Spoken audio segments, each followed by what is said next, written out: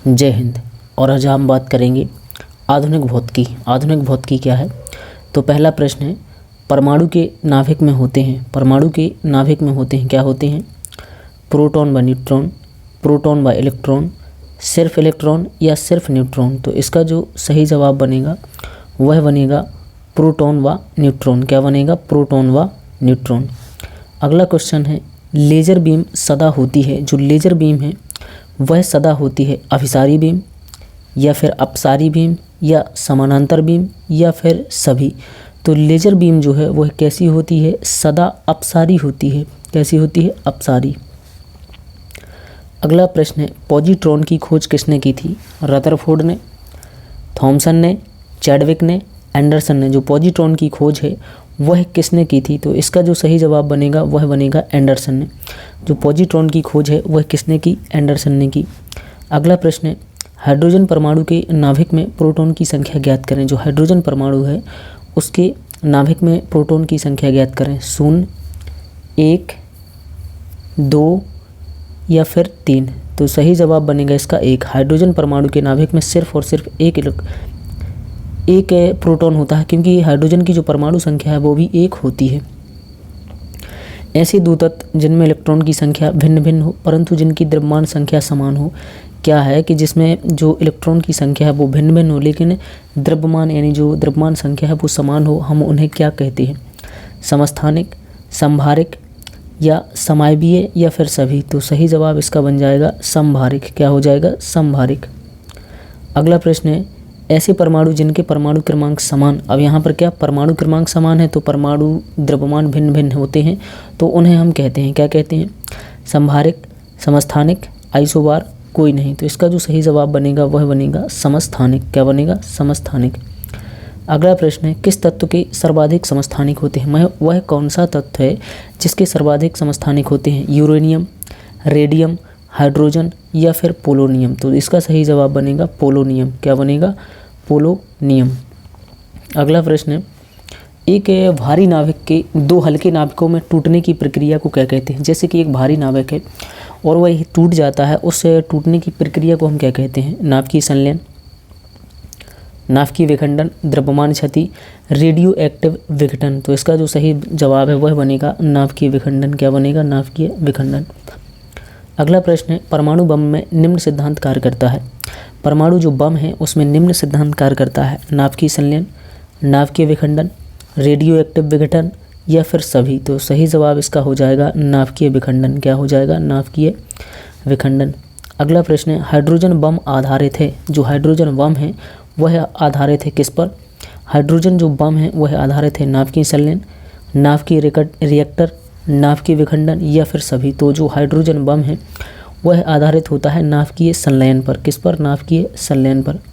अगला प्रश्न है, जो सबसे पहला नाभिकीय रिएक्टर है वह बनाया था, किसने बनाया? आइंस्टीन ने, रदरफोर्ड ने, न्यूटन ने या फिर फर्मी ने। जो सबसे पहला नाभिकीय रिएक्टर है वह बनाया था, किसने बनाया? फर्मी ने। किसने बनाया? फर्मी ने। अगला सवाल है, रेडियो सक्रिय पदार्थ उत्सर्जित करते हैं। जो रेडियो सक्रिय पदार्थ हैं वह उत्सर्जित करते हैं, क्या करते हैं? अल्फा किरणें, बीटा किरणें, गामा किरणें या फिर सभी। अल्फा किरणें, बीटा किरणें, गामा किरणें या फिर सभी। तो इसका जो सही जवाब बनेगा तो वो है सभी। यानी जो रेडियो सक्रिय पदार्थ है वो अल्फा, बीटा, गामा तीनों किरणों को उत्सर्जित करते हैं। सूर्य पर ऊर्जा का निर्माण होता है। सूर्य पर जो ऊर्जा का निर्माण है वो कैसे होता है? नाभिकीय संलयन के द्वारा, नाभिकीय रिएक्टर के द्वारा या फिर नाभिकीय विघटन द्वारा या सभी के द्वारा। तो जो सूर्य पर ऊर्जा का निर्माण है वह होता है नाभिकीय संलयन द्वारा। नाभिकीय संलयन द्वारा। अगला प्रश्न है, किसमें ऋणात्मक आवेश होता है? किसमें ऋणात्मक आवेश होता है? एक्स किरणें, अल्फा किरणें, बीटा किरणें या फिर गामा किरणें। तो किसमें ऋणात्मक आवेश होता है? तो इसका जो सही जवाब है वह हो जाएगा बीटा किरणें। क्या हो जाएगा? बीटा किरणें। इसका सही जवाब हो जाएगा बीटा किरणें। नहीं, इसका सही जवाब बीटा किरणें नहीं, इसका सही जवाब है गामा किरणें। अगला प्रश्न है, नाभिकीय रिएक्टर के निर्माण में कौन सा एक अनिवार्य है? नाभिकीय रिएक्टर का जब हम निर्माण करते हैं तो उसमें क्या चीज़ अनिवार्य होती है? कोबाल्ट, निकेल, जर्कोनियम या फिर टंगस्टन। तो इसका जो सही जवाब है वह हो जाएगा जर्कोनियम। क्या हो जाएगा? जर्कोनियम। अगला प्रश्न है क्यूरी किसकी इकाई है? जो क्यूरी है वह किसकी इकाई है? तो क्यूरी जो है किसकी इकाई होती है? रेडियो एक्टिव धर्मिता, तापक्रम की, या फिर ऊष्मा की, या ऊर्जा की। तो सही जवाब इसका हो जाएगा रेडियो एक्टिव धर्मिता। जो क्यूरी है वह रेडियो एक्टिव धर्मिता की इकाई है।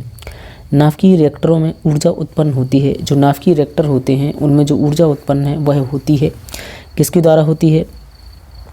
नियंत्रित संलयन द्वारा, अनियंत्रित संलयन द्वारा, नियंत्रित विखंडन द्वारा, अनियंत्रित विखंडन द्वारा। तो सही जवाब इसका हो जाएगा नियंत्रित विखंडन के द्वारा।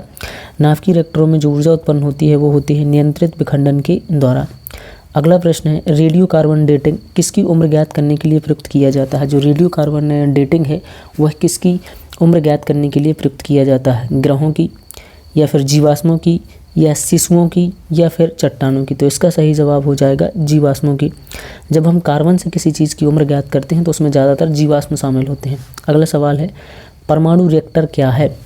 परमाणु बम निर्माण का स्थल है, भारी पानी का तालाब होता है, आणविक भट्टी है, या ये तीनों सभी। तो परमाणु रिएक्टर क्या होता है? तो परमाणु रिएक्टर होता है भारी पानी का तालाब, भारी पानी का तालाब। अगला प्रश्न है पृथ्वी की आयु का निर्धारण किस विधि द्वारा किया जाता है?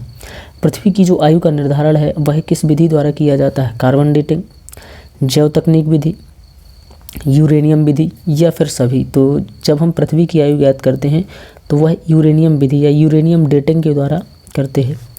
अगला प्रश्न है तारे जो है अपनी ऊर्जा प्राप्त करते हैं नाभिकीय संलयन से, रासायनिक अपक्रिया से, नाभिकीय विखंडन से, गुरुत्वीय संकुचन से। तो इसका सही जवाब हो जाएगा नाभिकीय संलयन और गुरुत्वीय संकुचन, ये दोनों हैं। एक ऑप्शन इसमें दोनों रखना था।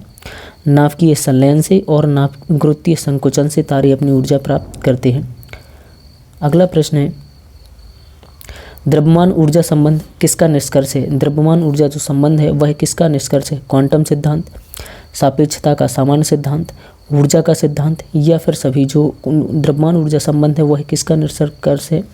तो यह हो जाएगा सापेक्षता का सामान्य सिद्धांत, सापेक्षता का सामान्य सिद्धांत। अगला प्रश्न है नाभिकीय रिएक्टर में भारी जल का प्रयोग किस रूप में किया जाता है? मंदक, शीतलक, परिरक्षक, या नियंत्रक। तो सही जवाब इसका बनेगा मंदक के रूप में। नाभिकीय रिएक्टर में जो भारी जल का प्रयोग है वह मंदक के रूप में प्रयोग किया जाता है। दूरदर्शन के संकेत एक निश्चित दूरी के बाद नहीं मिल सकते क्योंकि संकेत दुर्बल हैं, एंटीना दुर्बल है, या वायु संकेतों को शोषित कर लेते हैं। वायु जो है संकेतों को शोषित कर लेती है। पृथ्वी की सतह वक्राकार है। तो इसका जो सही जवाब है वह है पृथ्वी की सतह क्या है? वक्राकार है। अगला जवाब प्रश्न है त्रिविमीय चित्र किसके द्वारा लिया जाता है? जो 3D चित्र है वह किसके द्वारा लिया जाता है? होलोग्राफी, फोटोग्राफी, या फोटोक्रोमेटिक, या रेडियोग्राफी। तो इसका जो सही जवाब है वह हो जाएगा होलोग्राफी। क्या हो जाएगा? होलोग्राफी। अगला सवाल है लेज़र बीम का उपयोग होता है कैंसर की चिकित्सा में, हृदय की चिकित्सा में, आँखों की चिकित्सा में, या गुर्दे की चिकित्सा में। तो लेज़र बीम का उपयोग होता है आँखों की चिकित्सा में। लेज़र बीम का जो प्रयोग होता है वह होता है आँखों की चिकित्सा में।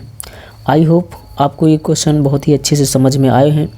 तो कमेंट करके ज़रूर बताएं। अगर चैनल पर नए आए हैं तो सब्सक्राइब ज़रूर करें, लाइक करें और शेयर करें। जय हिंद, धन्यवाद।